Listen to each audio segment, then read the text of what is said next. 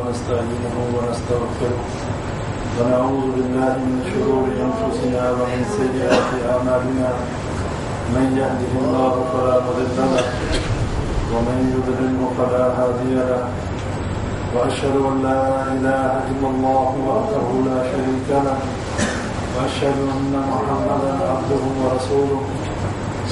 أعوذ بالله السميع العليم من الشيطان الرجيم. بسم الله الرحمن الرحيم. يا أيها الذين آمنوا اتقوا الله حق تقاته ولا تموتن إلا وأنتم مسلمون. يا أيها الذين آمنوا اتقوا الله وقولوا قولا سديدا يصلح لكم أعمالكم ويغفر لكم ذنوبكم ومن يطع الله ورسوله فقد فاز فوزا عظيما. يا أهل الكتاب لا تغلوا في دينكم ولا تقولوا على الله إلا الحق. اللہ تبارک و تعالی اہل کتاب کو قرآن مجید میں مخاطب ہو کر سورہ نساء میں فرماتا ہے کہ اہل کتاب اپنے دین میں غلو نہ کرو اور اللہ کی طرف حق کے سوا کوئی بات منسوخ نہ کرو. اہل کتاب آپ لوگ اچھی طرح جانتے ہیں کہ یہود و نصارہ کہ جن کی سرکشی اور جن کی نافرمانیوں کی وجہ سے اللہ تعالیٰ نے ان کو لعنتوں کا مستحق قرار دیا، ان کی شکلوں کو مسخ کر دیا گیا اور ان کو بندر اور خنزیر، بنی اسرائیل کی قوموں میں ایسی قومیں جن کے دین کو بندر اور خنزیر بنا دیا گیا، اور یہ صرف اور صرف ان کی سرکشی اور ان کی نافرمانی کی وجہ سے. اور انہوں نے اپنے دین میں غلو کیا. غلو کا مطلب کیا ہے کہ کسی چیز کو اس کی حد سے زیادہ بڑھا دینا. وہ چاہے کوئی بزرگ ہو، چاہے کوئی امام ہو، چاہے نبی ہو، چاہے ولی ہو، اگر ان کو ان کی حد سے زیادہ بڑھا دیا جائے اور اگر دین کے اندر کچھ ایسے کاموں کو ایجاد کر دیا جائے تو یہ غلو ہے. اور دین میں غلو کرنے سے اللہ تعالیٰ نے قرآن میں منع کر دیا کہ دین میں اضافہ نہ کرو، دین میں ایسا کام نہ کرو کہ جس کی اللہ تعالیٰ نے حکم نہیں دیا اور وہ کام کیا جائے اور اس کو حد سے زیادہ بڑھایا جائے. اس چیز سے جو ہے وہ ہلاکت ہے. اور یہی معاملہ جو ہے وہ عیسائیوں اور یہودیوں کا تھا کہ جنہوں نے دین میں غلو کیا، جس وجہ سے وہ ہلاک ہوئے. نبی صلی اللہ علیہ وسلم نے واضح فرما دیا اور منع کر دیا. اب غلو کیا کیا یہودیوں اور عیسائیوں نے؟ کیا غلو کیا؟ اللہ تعالیٰ نے ان کی طرف عیسیٰ علیہ السلام اور عزیر علیہ السلام کو بھیجا. انہوں نے عیسیٰ علیہ السلام اور عزیر علیہ السلام کو بجائے اس کے کہ ان کی تعلیمات پر عمل کرتے، بجائے اس کے کہ ان کے کہنے پر چلتے، انہوں نے انہیں کو الہ سمجھ کر اللہ کا بیٹا کسی نے بنا لیا اور کسی نے یہ کہنا شروع کر دیا کہ یہ دین میں سے تیسرا الہ ہے.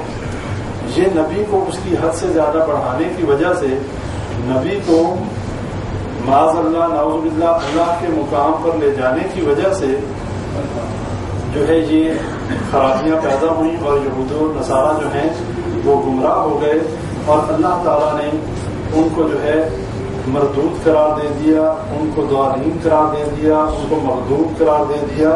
یہ صرف اسی وجہ سے کہ انہوں نے اپنی کتابوں پر، اپنے رسولوں کی تعلیمات پر جس طریقے سے عمل کرنا چاہیے تھا عمل نہیں کیا. اب یہی معاملہ نبی صلی اللہ علیہ وسلم نے اسی وجہ سے اپنی امت کو ایک بات کی تلقین کی کہ تم نے یہود و نصارہ کے نقش قدم پر نہیں چلنا. جو کچھ مرضی ہو جائے تم نے یہودیوں اور عیسائیوں کی مخالفت کرنی ہے.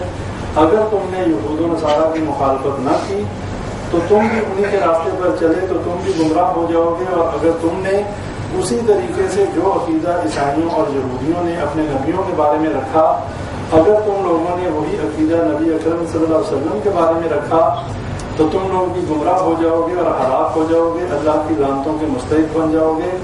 اس چیز سے اپنے آپ کو بچانا. اب یہ تعلیم جو ہے اس کا ذکر نبی صلی اللہ علیہ وسلم کی احادیث میں ہمیں ملتا ہے کہ نبی صلی اللہ علیہ وسلم نے واضح فرما دیا خالف الجہود والنصارا کہ یہودیوں اور عیسائیوں کی مخالفت کرو. لیکن اگر ہم یہ دیکھیں کہ جس طریقے سے یہودیوں اور عیسائیوں نے عیسیٰ علیہ السلام اور عزیر علیہ السلام کو اللہ کا بیٹا بنایا، اور نوح علیہ السلام کی قوم سے جب یہ شرک کا آغاز ہوا، جیسا کہ پچھلے دروس نے بتایا تھا کہ شرک کا آغاز جو ہے نوح علیہ السلام کی قوم سے ہوا، اور ان کے جو الہ تھے جن کو وہ الہ سمجھتے تھے، جن کو ان کے جو پنجتن پاک تھے، ان کے جو بزرگ تھے، وہ کون لوگ تھے؟ وہ نیک لوگ تھے جس کا ذکر اللہ تعالیٰ سورہ نوح میں قرآن میں کرتا ہے. وَقَالُوا لَا تَذَرُنَّ آلِهَتَكُمْ وَلَا تَذَرُنَّ وَدًّا وَلَا سُوَاعًا وَلَا يَغُوثَ وَنَسْرًا، کہ ان 5 اپنے جو ہیں الہوں کو مت چھوڑنا. وہ کون سے تھے؟ اللہ فرماتا ہے سورہ نوح میں کہ انہوں نے اپنے الہ بنا لیے، اور ود، سوا، یعوق، یعوث اور نصر جو ہے ان کو انہوں نے اپنا الہ بنایا ہوا تھا. اور یہ 5 وہ نیک لوگ تھے قوم نوح میں کہ جو اللہ کی بندگی کرنے والے، اللہ سے ڈرنے والے اور اللہ کے حکموں کے مطابق زندگی گزارنے والے تھے. لیکن لوگوں نے، اور یہ شیطان جو ہمارا اصل سے دشمن ہے، اس نے ان کے دلوں میں یہ بات ڈالی کہ یہ اللہ کے نیک لوگ ہیں، تم لوگ چونکہ یہ اب فوت ہو چکے تو ان کی یادگار کے لیے جہاں پر یہ فوت ہوئے وہاں پر کچھ ایسے پتھر نصب کر لو تاکہ تمہیں ان کی یاد آتی رہے اور تم بھی ان جیسے اعمال کرتے رہو.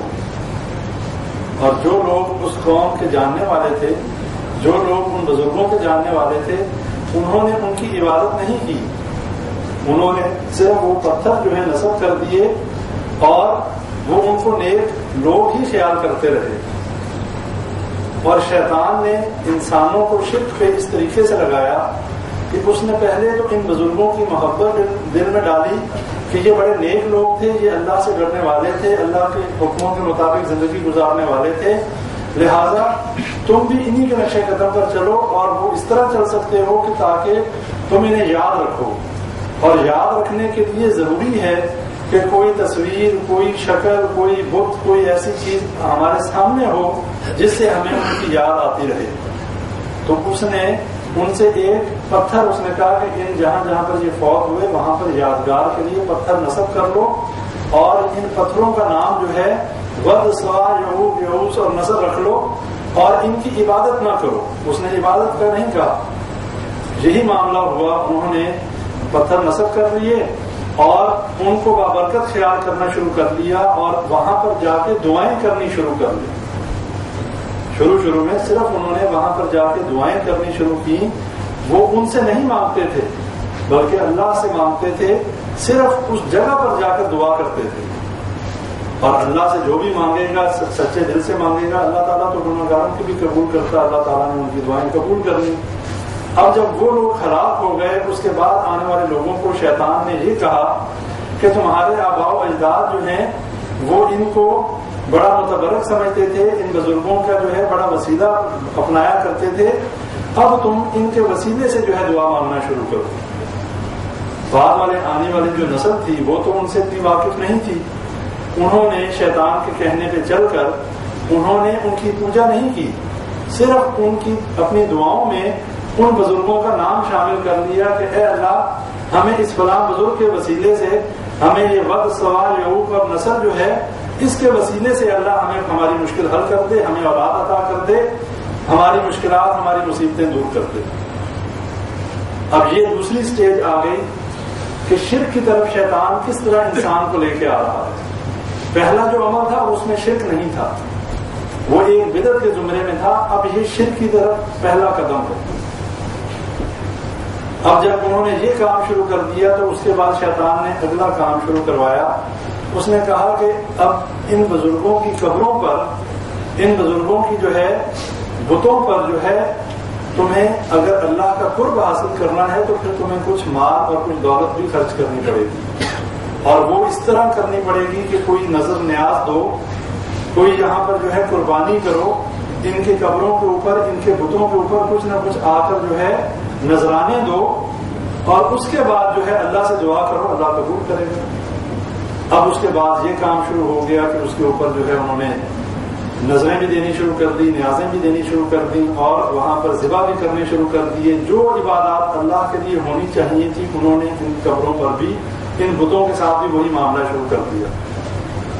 اب جب شیطان اس اسٹیج پہ لے آیا، اس کے بعد اس نے کہا کہ بعد میں آنے والی نسل کو اس نے کہا کہ تمہارے آباء و اجداد تو مانگتے ہی ان سے تھے، ان کی اللہ کے آگے، تمہاری ان کے آگے اور ان کی اللہ کے آگے۔ اب یہ شیطان پورے معاملے میں ملوث ہے۔ اب جو بعد والی نسل آئی انہوں نے شیطان کو اپنا ہمدرد سمجھا، انہوں نے شیطان کو اپنا جو ہے وہ خیرخواہ سمجھتے ہوئے انہوں نے کہا یہ تو ہمارا خیرخواہ ہے۔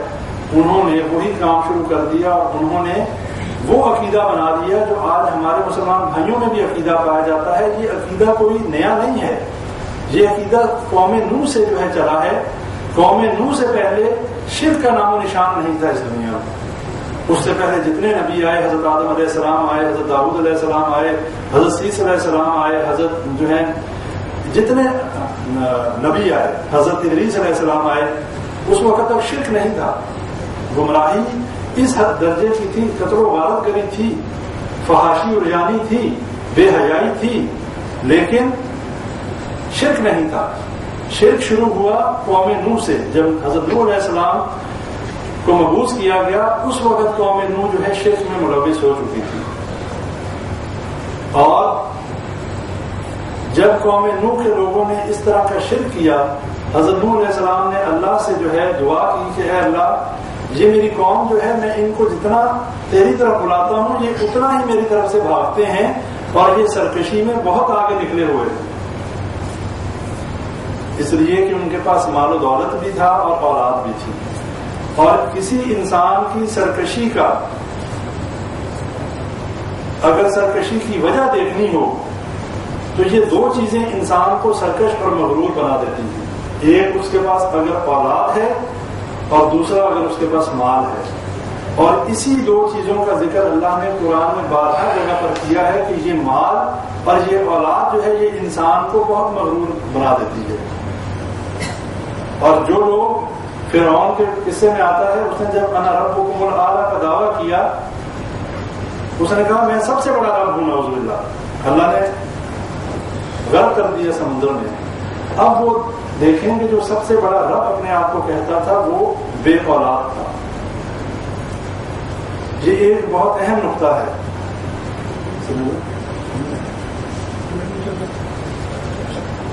یہ بڑا اہم نقطہ ہے کہ جو اپنے آپ کو ربکم الاعلی کہتا تھا وہ خود اپنے آپ کو اولاد دینے کے قابل اور قادر نہیں تھا۔ اور حضرت موسیٰ علیہ السلام کو اسی جگہ پر جو ہے پرورش ہوئی، وہیں پر پلے کہ جس کے خلاف وہ نبی بن کر آئے تھے۔ یہ اللہ کی حکمت تھی۔ اللہ نے اس لیے کہ بنی اسرائیل میں فرعون کا یہ قانون تھا کہ اس کے کاہنوں نے، اس کے نجومیوں نے اس کو بتا دیا تھا کہ ایک بنی اسرائیل میں ایسا نبی آئے گا کہ جو تیری بادشاہت کے لیے بڑا سخت خطرہ ہوگا۔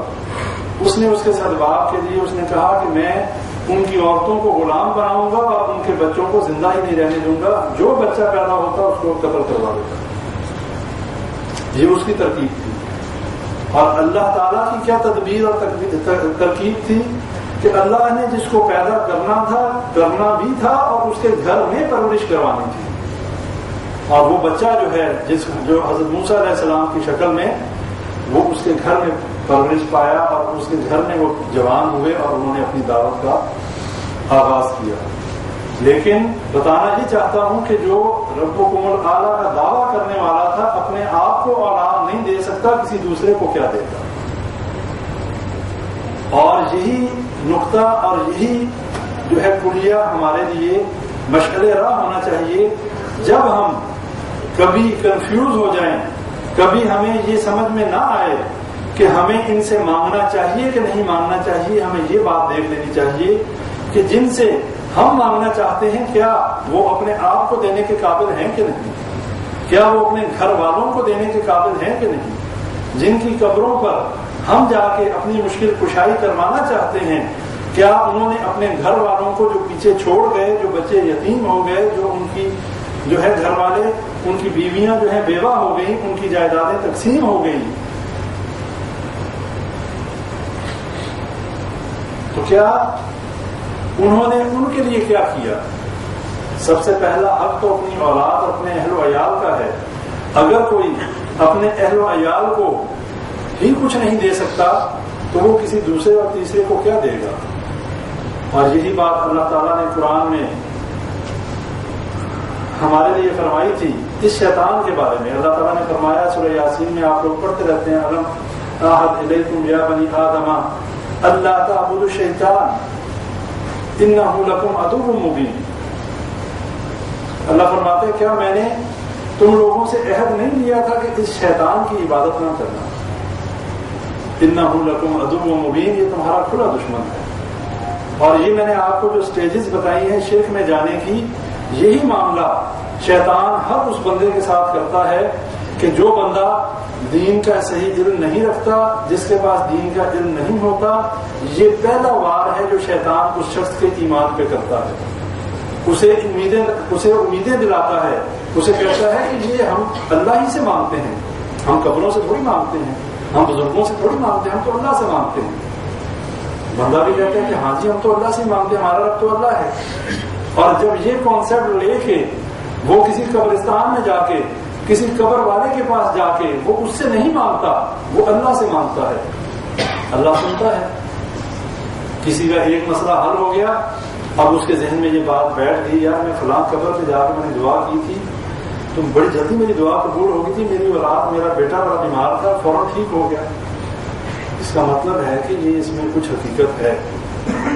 اس کے بعد وہ اس کا ایمان اور اس طرف آتا ہے، وہ پھر دوسری قبر پہ جاتا ہے، پھر تیسری قبر پہ جاتا ہے، پھر کہتا ہے کہ جب میرے مسئلے یہاں حل ہوتے ہیں، اس کا مطلب ہے جو لوگ کہتے ہیں یہ کچھ نہیں کر سکتے وہ تو جھوٹے ہیں، ان کو تو پتہ ہی نہیں ہے کہ یہ ان بزرگوں کی کیا اہمیت اور کیا احترام ہے. اور یہی معاملہ مشرکین کا تھا کہ جب ان کو یہ ود سوا یعوق اور نسل کی جب محبت ان کے دلوں میں ڈال دی گئی شیطان کی طرف سے، پھر جب نبی نے ان کو ایک اللہ کی طرف دعوت دی تو انہوں نے اپنے دلوں کے دروازے بند کر دیے. انہوں نے کہا یہ کیا، یہ کیسی بات کرتا ہے نبی؟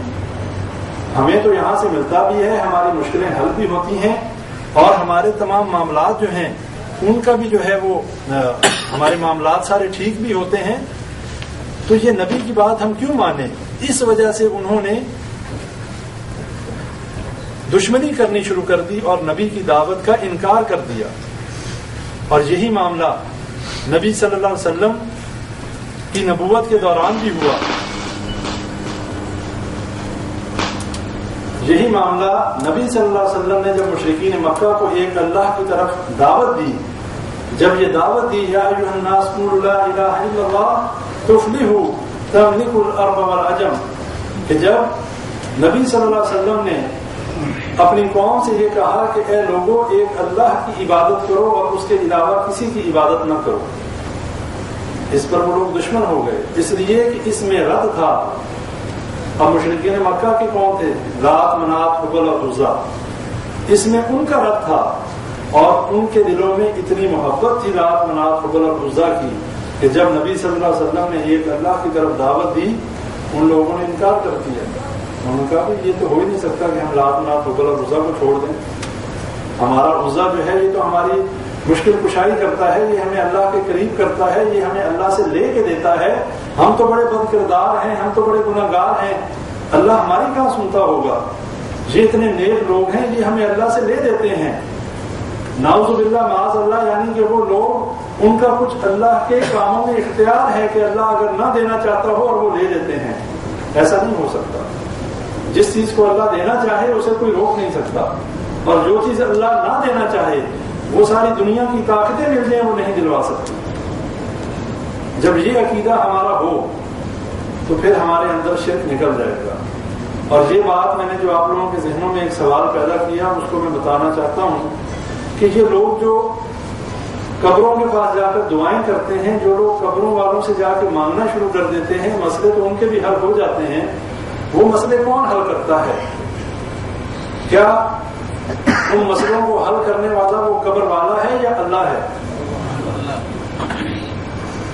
اب جو لوگ جن کا یقین قبروں پر نہیں ہے، یہاں پر ایک اور سوال پیدا ہوتا ہے، جو قبرستانوں کو مانتے ہی نہیں، جو بزرگوں کو مانتے ہی نہیں، جو مسلمان ہی نہیں، جو ہندو ہیں، جو سکھ ہیں، جو عیسائی ہیں، جو گرجوں میں جاتے ہیں، جو مندروں میں جاتے ہیں، مسئلے تو ان کے بھی حل ہو جاتے ہیں۔ اگر ہم یہ دلیل پکڑیں کہ جو قبر کے پاس گیا، جس نے بابا جی کی قبر پہ جا کے بابا جی سے یہ کہا، اے بزرگوں میری مدد کرو، میری اولاد بیمار ہے، مجھے اولاد دو، میری اولاد کی جو ہے بیماری کو دور کر دو، اگر اس کی بابا جی سنتے ہیں تو یہ جو ہندو ہے جو مندر میں جا کے اپنے دیوی اور دیوتا کو پکارتا ہے، اس کا مطلب ہے اس کی دیوی اور اس کا دیوتا بھی سنتا ہے۔ اس کا مطلب یہ ہے اس کو اگر یہ بزرگ دیتا ہے تو اس کو دیوی اور دیوتا دیتا ہے۔ اولادیں تو ہندوؤں کی بھی ہوتی ہیں، بیماریوں سے شفا تو ان کو بھی ملتی ہے، رزق تو ان کو بھی ملتا ہے۔ اس سے یہ بات پتہ چلتی ہے کہ ہندو کو بھی اللہ دیتا ہے، اس کو بھی اللہ دیتا ہے، عیسائی اور یہودی کو بھی اللہ دیتا ہے، سب کو اللہ ہی دیتا ہے۔ لیکن مسئلہ صرف یہ ہے کہ جو بندہ بزرگ کے پاس جاتا ہے وہ یہ سمجھتا ہے کہ مجھے اس بزرگ کی وجہ سے ملا۔ جو اللہ پر یقین نہیں رکھتے اللہ ان کو بھی دیتا ہے۔ جو اللہ تعالیٰ کی توہین کرنے والے یہود و نصارہ ملعون جو ہیں، اللہ کے ساتھ جو ہے اللہ کو اذیت دینے والے، اللہ کو جھٹلانے والے، اللہ کی شان میں گستاخیاں کرنے والے، اللہ ان کو بھی دے رہا ہے۔ ان کو ان کے الہ نہیں دے رہے، ان کو یہ دیوی اور دیوتا نہیں دے رہے۔ لہذا بھائیوں اپنے ذہنوں میں یہ بات کلیئر کر لیں کہ چاہے اس دنیا میں کوئی بھی مخلوق ہے، سب کا خالق، سب کا مالک اور سب کو رزق دینے والا صرف اور صرف اللہ ہے۔ اور قبروں پر جا کر ان کے لیے دعا کی جا سکتی ہے، ان کی مغفرت کے لیے دعا کی جا سکتی ہے۔ اپنے لیے یہ سبق جو ہے حاصل کیا جا سکتا ہے کہ ہم نے بھی مرنا ہے، ہم نے بھی یہاں پر آنا ہے، اس کے علاوہ ہمیں قطعاً کسی چیز کی اجازت نہیں ہے۔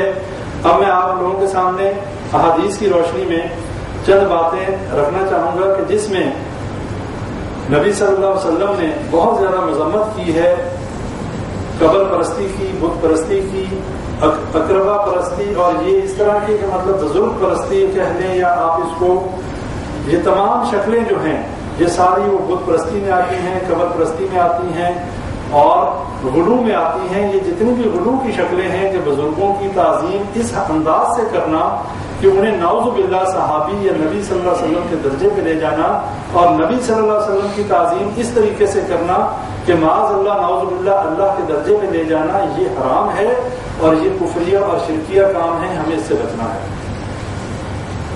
حضرت عائشہ رضی اللہ عنہا روایت کرنے والی ہیں، حضرت ام سلمہ رضی اللہ عنہا نے اپنے حبشہ کے ہجرت کا ایک واقعہ بیان کیا نبی صلی اللہ علیہ وسلم سے کہ جب ہم نے حبشہ کی طرف ہجرت کی تو ہم ایک کلیسا میں گئے، وہاں ہم نے دیکھا کہ دیواروں پر بہت سی تصویریں موجود تھیں اور اسی طرح مورتیاں ہم نے دیکھی۔ تو نبی صلی اللہ علیہ وسلم نے فرمایا کہ جب ان لوگوں میں، پہلے لوگوں یعنی یہودیوں اور عیسائیوں میں جب ان کے بزرگ فوت ہو جاتے تو وہ لوگ ان کی تصویریں بنا لیا کرتے اور ان کی مورتیاں بنا لیا کرتے، اور پھر اسی کی شیطان پوجا پہ انہیں لگا دیتا اور وہ انہیں کو پوجنا شروع کر دیتے۔ نبی صلی اللہ علیہ وسلم نے فرمایا کہ اللہ فرماتا ہے کہ ایسے لوگ دنیا کے بدترین لوگ ہیں کہ جو مورتیوں کو پوجیں، جو تصویروں کی پوجا کریں، جو قبروں کی پوجا کریں، جو بتوں کی پوجا کریں، اور جو اس طرح کی تصویریں بنا کے، اس طرح کی جو ہیں بت بنا کر، اس طرح کی قبروں کو جو ہے پوجا گاہ بنا کر پوجیں۔ نبی صلی اللہ علیہ وسلم نے فرمایا کہ یہ بدترین لوگ ہیں۔ اور یہ بات ذہنوں میں رکھ لیں کہ یہ کوئی برصغیر پاک و ہند کا مسئلہ نہیں ہے، یہ آج کے مسلمانوں کا مسئلہ نہیں ہے، یہ مسئلہ بہت پرانا ہے۔ یہ مسئلہ نبی صلی اللہ علیہ وسلم کے دور میں حبشہ میں بھی تھا، یہ مسئلہ قوم نوح میں بھی تھا۔ قوم نوح میں بھی لوگ ایسے تھے جنہوں نے اپنے بزرگوں اور اپنے بڑوں کی تصویریں اور مورتیاں اور ان کے پتھر کے بت بنا کے ان کی پوجا کی. آج فرق صرف یہ ہے کہ وہ لوگ پتھروں کی مورتیاں بناتے تھے, ہم نے اپنے بت کو لٹا دیا, انہوں نے کھڑا رکھا. جو مرنے والے ہیں اللہ کے نیک بندے تھے, اچھے طریقے سے زندگی گزارے, انشاءاللہ اللہ کے ہاں انعام کے مستحق ہیں. لیکن کسی نے یہ نہیں کہا, اگر کسی نے کہا تو وہ اس کا جواب دہ خود ہے, ہم اس کے جواب دہ نہیں ہیں. لیکن جو نیک لوگ گزر گئے, کسی نے یہ نہیں کہا کہ ہمارے جانے کے بعد ہماری قبر پہ آنا, ہمارے پیچھے آنا, ہم چھڑا دیں گے, ہم بچا لیں گے, ہم جنت میں لے جائیں گے. کل ہی میں یوٹیوب پہ ایک ویڈیو دیکھ رہا تھا, ایک مولوی صاحب نے کو اللہ تعالیٰ نے ہدایت دی. وہ مولوی خود اپنی داستان سناتا ہے. عبد الرحمان کر کے نام تھا مولوی صاحب کا, یوٹیوب پہ ویڈیو ہے. کہتا کہ 1 منٹ 2 منٹ میں ہم 3000 کما لیتے تھے, 4000 کما لیتے تھے. اب کیسے کما لیتے تھے؟ اب وہ اپنا واقعہ سنا رہا, کہتا لوگ سیدھا ہاتھ دیکھتے تھے, میں الٹا ہاتھ دیکھتا تھا. کوئی بندہ آنا, اس کا الٹا ہاتھ دیکھا, اسے کہا وہ تیرا تو بڑا مسئلہ خراب ہے, تیرے کو تو جادو ہے. اگلا درس انشاءاللہ بڑا اہم ہے. اگلے درس میں ہم نے جادو اور کے حوالے سے ہم نے جو ہے انشاءاللہ بات کرنی ہے. تو وہ مولوی صاحب نے کہا تیرے اوپر تو جادو ہے, تیرے اوپر تو کسی نے کچھ کیا ہوا ہے. تو وہ بندہ گھبرا گیا کہ میں میری مصیبت اٹھا سکتی. اب مولوی صاحب کہتے ہیں, وہ ان کی اپنی کہتے ہیں, میں نے اسے کہا کہ بھائی اس کا یہ حال ہے کہ 14-15 کلو گوشت جو ہے شام کو 10 بجے کے بعد تم نے قبرستان میں جو ہے لے آنا, وہاں چھوڑ کے تم نے چلے جانا ہے, اور پیچھے مڑ کے نہیں دیکھنا. پیچھے سے بڑی آوازیں آئیں گی, تمہیں بڑا بلائیں گے, لیکن تم نے پیچھے نہیں دیکھنا. اسے ٹھیک ٹھاک ڈرا دیا کہ بھائی, اس نے کہا یار کون سی مصیبت میں پھنسا. اس کا مولوی صاحب پکڑیں, یہ 4000 روپئے 3000 گوشت بھی آپ لیں, جو کرنا ہے آپ کر لیں, مجھے اس مصیبت سے نکالا. اب مولوی صاحب کہہ رہے ہیں کہ جب ہمیں اس طریقے سے پیسے ملتے ہوں, جب ہمیں کچھ کیے بغیر صرف یہ 2 جھوٹ بولنے سے ہمارا کام ہوتا ہو, تو ہمیں کیا ضرورت ہے کچھ اور کرنے. یہ مولوی صاحب کی اپنا بیان ہے, یہ وہ اپنی داستان سنا رہا ہے جہالت کے دور کی. اب اللہ نے اس کو ہدایت دی اور وہ پچھتا رہا ہے کہ میں یہ کام کرتا تھا. پھر کہتا کہ گھر میں اگر ہمیں کوئی اچھی چیز کھانے کا دل کیا تو مرید سے کہا, وہ بڑا اپنے علاقے کا پیر ہے کوئی, باہر اللہ تعالیٰ جس کو ہدایت دے, اللہ سے دعا کریں اللہ تعالیٰ ہم سب کو ہدایت دے, اور ہمارے ایمان اور ہمارے مال کے جو دشمن ہیں اللہ تعالیٰ ہمیں ان سے بچائے. اب وہ کہتا ہے کہ میں نے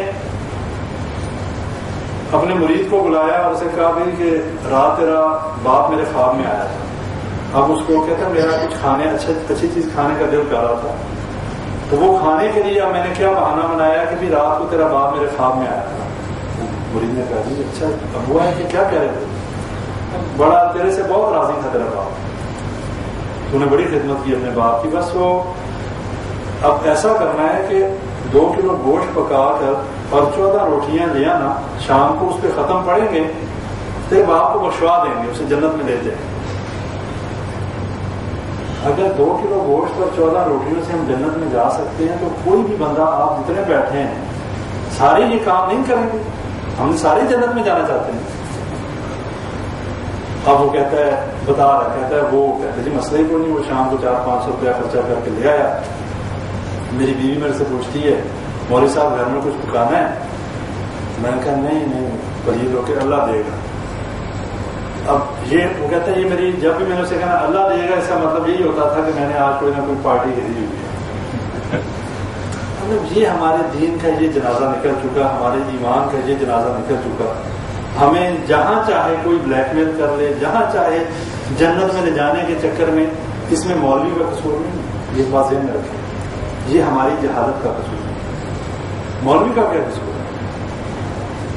اگر ہم جاہل نہ ہوں, اگر ہمیں دین کا علم ہو, تو ہمارے دین پہ ڈاکہ کو ڈال سکتا ہے.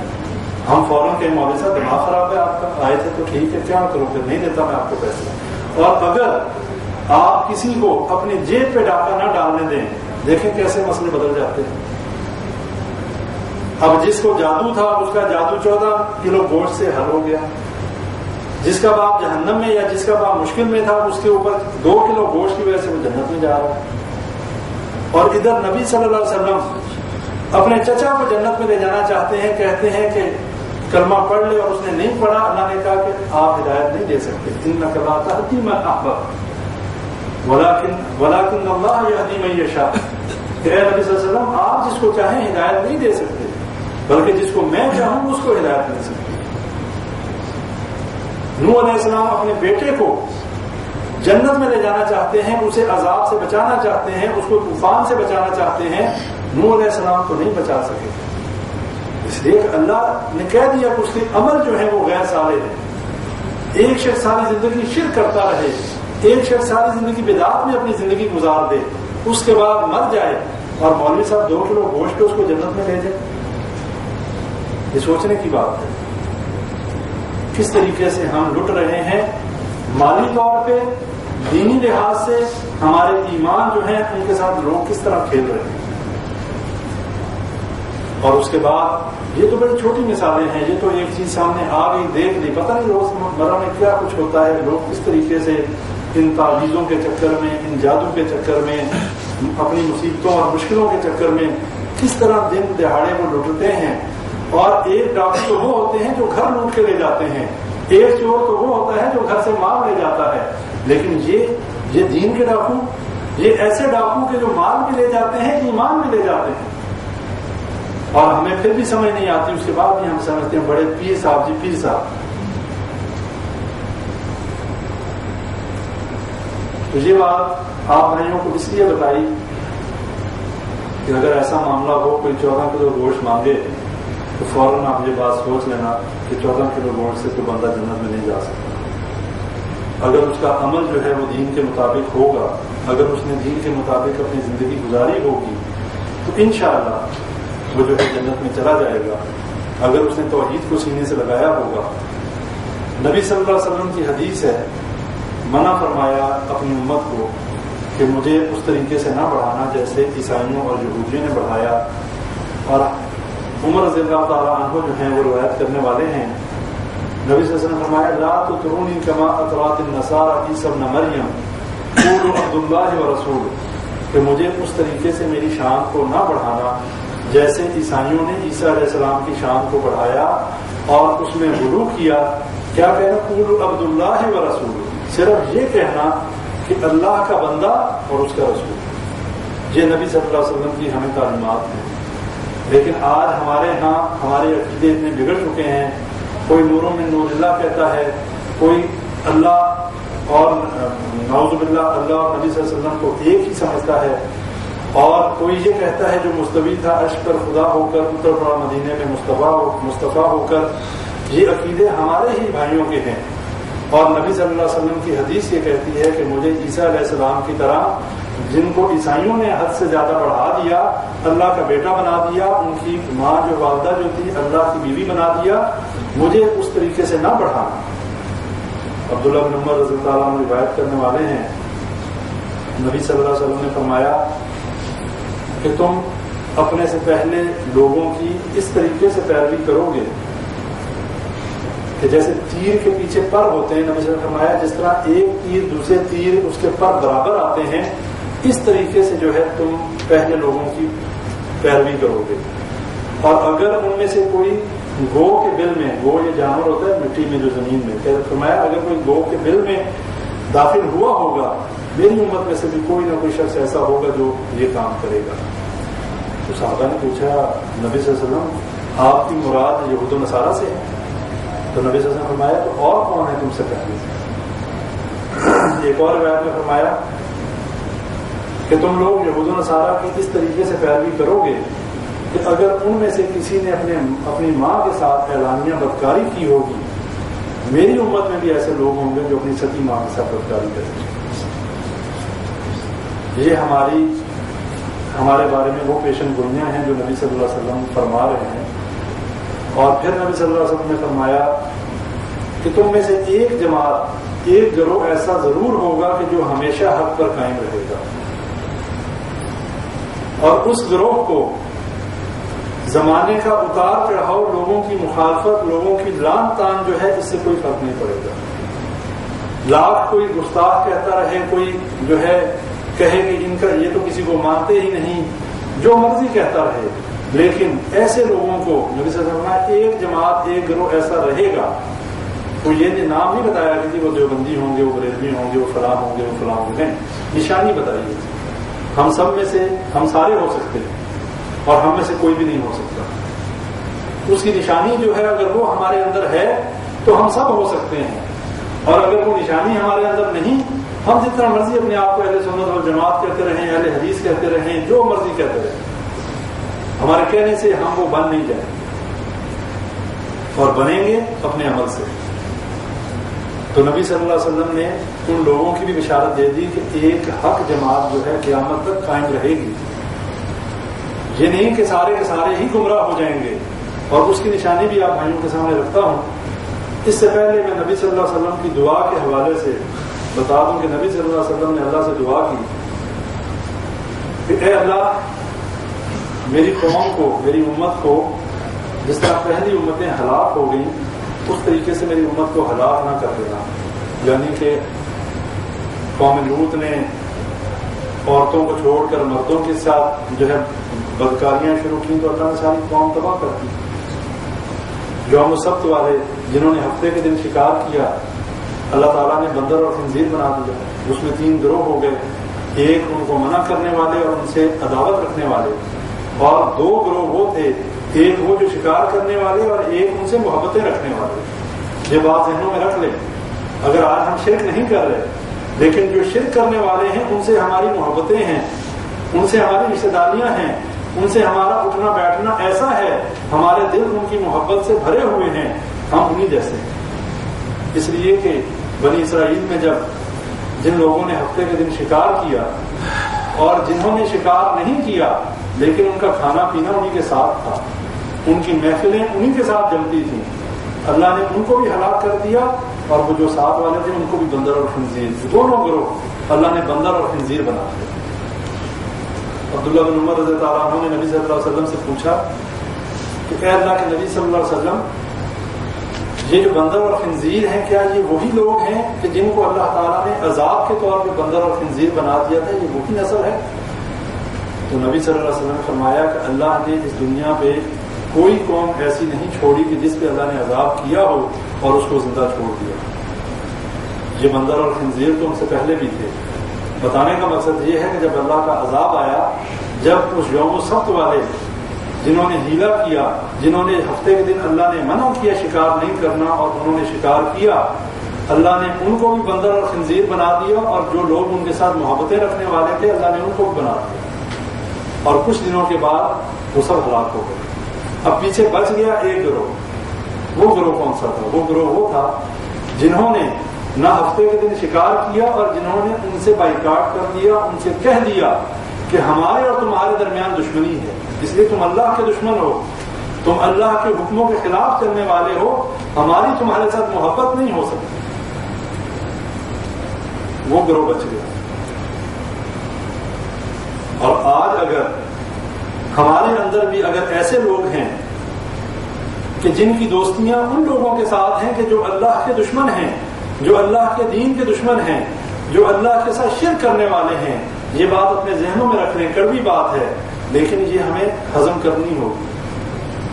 ہم ان کے ساتھ اپنے دلوں میں محبت نہیں رکھ سکتے، ہم ان کے ساتھ وہ معاملات نہیں رکھ سکتے جو ایک مومن کے ساتھ ہمارے ہونے چاہیے.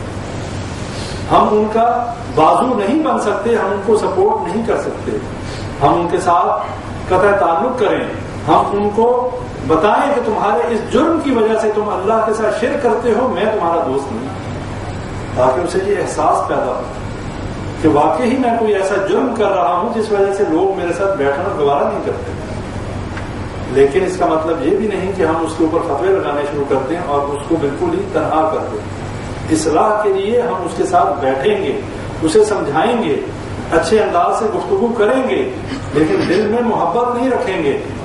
دل میں ہمارے لیے اس کے ساتھ وہ محبت نہیں ہو سکتی جو ایک مومن اور مواحد کے لیے ایک اللہ کا جو ہے فرما بردار توحید پرست جو ہے، جو محبت اس کے ساتھ ہونی چاہیے اس کے ساتھ نہیں ہو سکتی.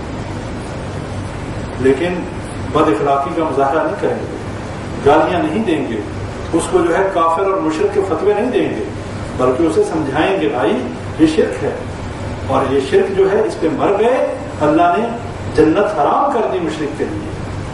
اس لیے یہ کام نہیں کرنا چاہیے. انداز اچھا ہونا چاہیے، گفتگو کا طریقہ اور دعوت کا طریقہ وہی ہونا چاہیے جو نبی صلی اللہ علیہ وسلم کا طریقہ.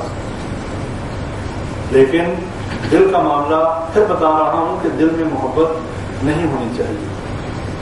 اللہ قرآن میں فرماتا ہے وَإِذَا ذُكِرَ اللَّهُ وَحْدَهُ اشْمَأَزَّتْ قُلُوبُهُمْ الَّذِينَ لا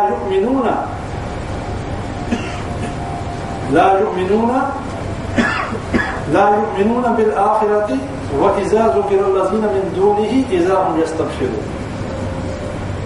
اللہ یہاں پہ ذکر کر رہا ہے دو طرح کے لوگوں کا. وَإِذَا ذُكِرَ اللَّهُ وَحْدَهُ کہ جب ایک اللہ کا ذکر کیا جاتا ہے، وَحْدَهُ اشْمَأَزَّتْ قُلُوبُ الَّذِينَ لَا يُؤْمِنُونَ بِالْآخِرَةِ تو ان کے دل اس طریقے کے ہو جاتے ہیں، اتنے تنگ ہو جاتے ہیں اور اتنی نفرت کا اظہار کرتے ہیں جب ایک اللہ کا ذکر کیا جاتا ہے. ان کے دل تنگ ہو جاتے ہیں، ان کے دل میں تنگی محسوس ہوتی ہے کہ صرف ایک اللہ اور کوئی نہیں، کوئی کرنے والا نہیں، کوئی بھرنے والا نہیں، کوئی غوث نہیں، کوئی علی حجویری، کوئی داتا، کوئی کچھ نہیں. پھر اللہ کہتا ہے کہ جب ان کے ساتھ دوسروں کا ذکر بھی کیا جاتا ہے، وَإِذَا ذُكِرَ الَّذِينَ مِن دُونِهِ إِذَا هُمْ يَسْتَبْشِرُونَ جب دوسروں کا ذکر بھی آتا ہے، فلاں بھی بہت بڑا بزرگ ہے، فلاں بھی اولاد دے دیتا ہے، فلاں مشکلیں ٹال دیتا ہے، پھر وہ خوش ہو جاتے ہیں. إِذَا هُمْ يَسْتَبْشِرُونَ پھر ان کے چہرے کھل اٹھتے ہیں. یہاں پہ ہم نے یہ بات دیکھنی ہے کہ کیا ہمارا معاملہ کچھ ایسا تو نہیں؟ ہمارے اندر جب ایک اللہ کی وحدانیت کا ذکر ہوتا ہے، جب ایک اللہ کی ربوبیت اور الوہیت کا ذکر ہوتا ہے، جب ایک اللہ ہی سے ہونے کے یقین کی اصل بات ہوتی ہے اور یہ کہا جاتا ہے کہ اللہ کے علاوہ کوئی کچھ نہیں دے سکتا، وہی اللہ ہے جو ہمیں کھلانے پلانے، ہمیں اولادیں دینے والا، ہماری مشکلات حل کرنے والا، جب ایک اللہ کی حمد و ثنا کی جاتی ہے تو ہمیں اس وقت یہ ضرور دیکھنا ہے کہ ہمارے دل اس ذکر سے خوش ہوتے ہیں یا ہمارے دل کے اندر کوئی چبھن پیدا ہوتی ہے. یہ ہمارے پاس ایک تجربہ کرنے کا طریقہ ہے، اپنے آپ کو آزمانے کا طریقہ ہے. اگر تو ہمارے دل خوش ہوتے ہیں، اگر ہمارے دل جو ہیں اس بات سے خوش ہوتے ہیں، اس کا مطلب ہے ہم مومن ہیں. اور اگر صرف ایک اللہ کی وحدانیت، ایک اللہ کی حمد و ثنا، ایک اللہ کی توحید کا جب ذکر آئے اور اس کے علاوہ سب کا رد کر دیا جائے اور ہمارے دل تنگ ہو جائیں، ہمارے دلوں میں نفرت پیدا ہو، جس کا مطلب یہ ہے ہمارے اندر شرک کا مرض ہے. یہ اللہ تعالیٰ نے ایکسپیریمنٹ کرنے کے لیے ہمیں یہ آیات سورہ زمر کی آیت نمبر 45 ہے 45 اللہ نے بتا دیا وَإِذَا ذُكِرَ اللَّهُ وَحْدَهُ اشْمَأَزَّتْ قُلُوبُ الَّذِينَ لَا يُؤْمِنُونَ بِالْآخِرَةِ جو آخرت پہ ایمان نہیں رکھتے. اور آخرت پہ کون ایمان نہیں رکھتے؟ وہی لوگ آخرت پہ ایمان نہیں رکھتے کہ جن لوگوں نے اپنی زندگی کو اللہ کے حکموں کے مطابق نہیں گزارا. جو شخص اللہ کے حکموں کے مطابق زندگی گزارنے والا ہے، جس کو یہ پتا ہے کہ میرا ایک رب جو ہے وہی اللہ میرا مشکل کشا حاجت روا ہے اور میں نے قیامت کے دن جا کے اس اللہ کے آگے جواب دہ ہونا ہے، وہ شرک نہیں کرے گا اللہ کے ساتھ. وہ اپنی زندگی کو مسافروں کی طرح بسر کرے گا، وہ اپنی زندگی کو کسی کی امانت سمجھے گا اور وہ اس امانت کا غلط استعمال نہیں کرے گا.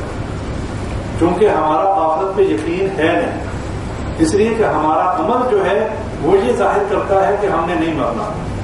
اگر ہمارا عمل یہ شو کرتا ہو، ہمارے عمل سے یہ ظاہر ہوتا ہو کہ ہم نے مرنا ہے، تو پھر ہمارا صبح و شام ہمارے 24 گھنٹے صرف ایک فکر میں گزرے. نبی صلی اللہ علیہ وسلم نے فرمایا کہ جو چیز میں دیکھتا ہوں، اگر مجھے یہ ڈر نہ ہوتا کہ وہ دیکھنے کے بعد تم اپنے مردوں کو دفن کرنا چھوڑ دو گے، تو میں اللہ سے دعا کرتا تمہیں قبر کا عذاب دکھا دوں. یعنی کہ اگر نبی صلی اللہ علیہ وسلم نے فرمایا تمہیں ایک دفعہ اللہ قبر کا عذاب دکھا دے، تم لوگ اپنے مردوں کو قبر میں دفن کرنا چھوڑ دو. امام ذہبی اپنی کتاب الکبائر میں ایک واقعہ نقل کرتے ہیں، کہتے کہ ہم ایک مومن اور ایک بزرگ کی ملاقات کے لیے گئے، ملنے کے لیے گئے، تو وہاں پر جب گئے تو انہوں نے کہا کہ میرے ساتھ ہم پڑوسی ہیں، وہاں پر ایک فوتگی ہوئی ہے تو چلیں وہاں چل کے تعزیت کریں۔ اب جب وہاں پہنچے تو وہاں پر وہ شخص زاروں قطار رو رہا جس کا بھائی مر گیا، اسے سمجھایا بھائی کہ یہ تو ہر کسی نے مرنا ہے، اس میں اتنے رونے کی کیا بات ہے، صبر کرو۔ اس نے کہا یہ تو مجھے پتا ہے ہر کسی نے مرنا ہے، لیکن میں جس بات پہ رو رہا ہوں میں اپنے بھائی کے عذاب کی وجہ سے رو رہا ہوں، کہ جو عذاب اسے قبر میں دیا جا رہا ہے میں تو اس وجہ سے رو رہا ہوں۔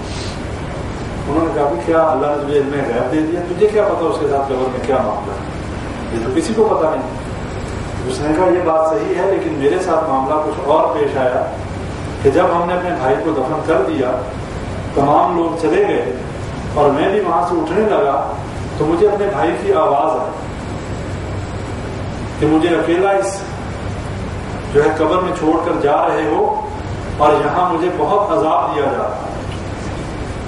کہتے یہ بات سننے کی دیر سے مجھ سے رہا نہ گیا، میں نے قبر کھود دی۔ جب میں نے قبر کی مٹی اٹھائی تو اندر آگ اور اس کے گلے میں آگ کا توق تھا۔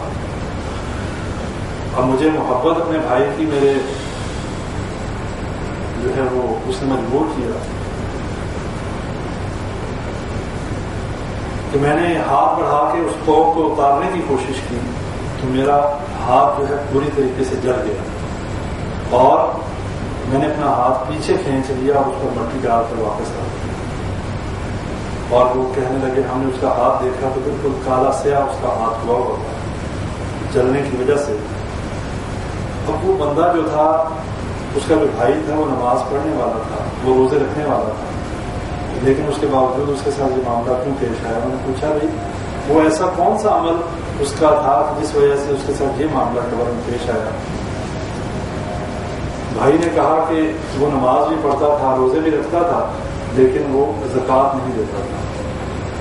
اس کے مال کے اوپر جو اللہ نے زکوٰۃ رکھی تھی وہ زکوٰۃ نہیں دیا کرتا تھا۔ تو اب آگ کا جو توق اس کے گلے میں، اور قیامت کے دن یہی مال انسان کے گلے کا توق بھی بنے گا اور یہی مال گرم کر کے پگھلا کر اسی سے انسان جو زکوٰۃ نہیں دیتا اس کے جسم کو داغا جائے گا۔ اب یہ زکوٰۃ جو ہے یہ ہمارے ارکان اسلام میں ایک جز ہے، یہ ایک جز ہے کہ جس پہ عمل کرنا ہمارے لیے ضروری ہے۔ اگر ہم نہیں کرتے تو اللہ کے یہاں مجرم ہے۔ لیکن بھائیوں اس سے بہت بڑی چیز جو پہلی چیز ہے جو عقیدہ توحید ہے، بنیاد اسلام والا خمس، اسلام کی بنیاد 5 چیزوں پر ہے۔